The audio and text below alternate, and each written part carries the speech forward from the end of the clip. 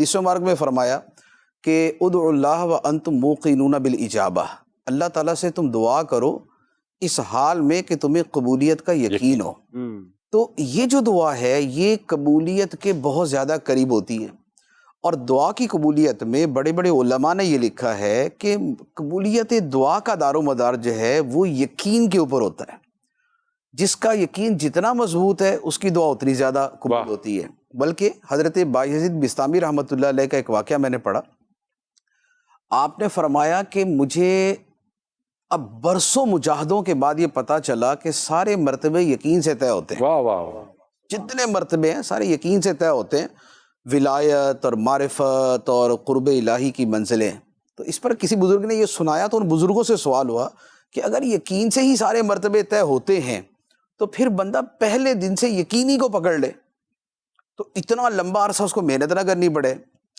تو فرمایا کہ اس یقین کو پانے کے لیے تو 30 سال مجاہدے کرنے پڑتے۔ واہ واہ، بڑوں کی بڑی بات ہے کہ وہ یقین آتا نہیں ہے اتنی جلدی۔ اگر پہلے دن کسی کو آ جائے تو یقین کریں کہ پہلے دن ہی اس کے ساتھ وہی سارے معاملات ہو جائیں گے جو 30 سال کے بعد ہوتے ہیں۔ اللہ، جیسے وہ ایک شخص نے واز کے اندر سنا نا کہ بسم اللہ بندہ پڑھے تو دریا بھی راستے دے دیتا ہے۔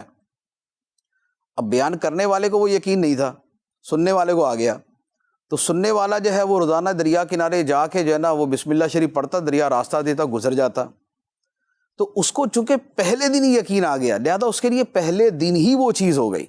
جبکہ دوسرے کے لیے ہوتا یہ ہے کہ بندہ مجاہدے کر کے یا ورد وظیفے پڑھ پڑھ کے بالآخر اس کو یہ ہو جاتا کہ بھئی اب میرے اندر اتنی انرجی آ چکی ہے، اتنی روحانیت آ چکی ہے، اتنی قوت آ چکی ہے، تو اب میں دم کروں گا تو کام پورا۔